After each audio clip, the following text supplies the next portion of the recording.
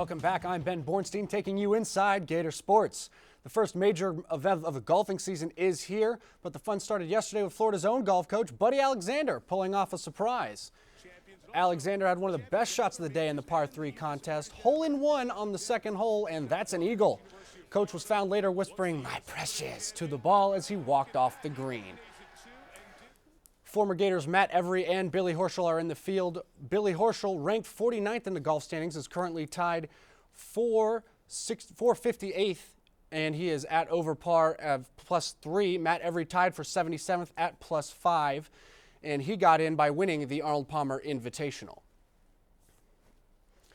It's an unwritten rule in the NBA. One does not simply beat the Heat nor sweep them, but the Nets did this season for just the third sweep against the Heat since the forging of the Big Three.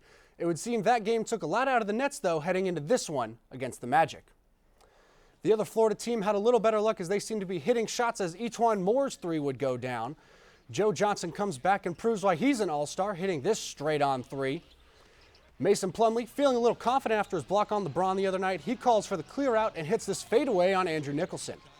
Kyle O'Quinn showing some vision as he finds Mo Harkless backdoor for the slam. Nets still holding on, but O'Quinn and his beard say, "You shall not pass," as he denies Johnson from beyond the arc for the 115-111 win.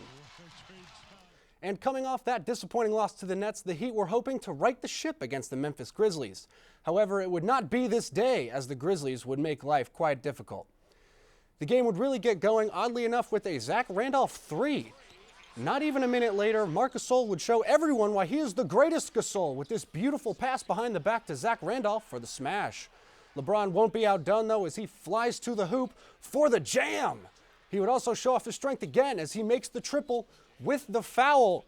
Give him all 4 of those points. Courtney Lee would come at the turn of the tide, though, as he hit this runner to end the quarter for the Memphis Grizzlies, and they would prevail 107-102 in the end. Football spring practice is used to tweak some things for the team, and new offensive coordinator Kurt Roper just wants the team to look prepared.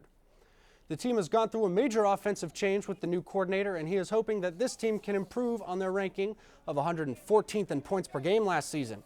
Roper also hopes to throw a little more than 171 yards per game with the new system he is importing. And we're going to make plays in this offense. That's going to happen. There's enough opportunities that will take place. But the biggest thing is not beating ourselves. So going out there and looking like a well-coached team. The Orange and Blue debut starts at 1:30 Saturday afternoon, and the gates open at noon. A few afternoon games in the MLB are already in action. The Oakland A's weren't too gracious towards their hosts. They spanked the Minnesota Twins 6-1. The Pirates are visiting the Cubs, and the Chicago team just gave up a lead and are down 5-4 in the top of the 8th at last look.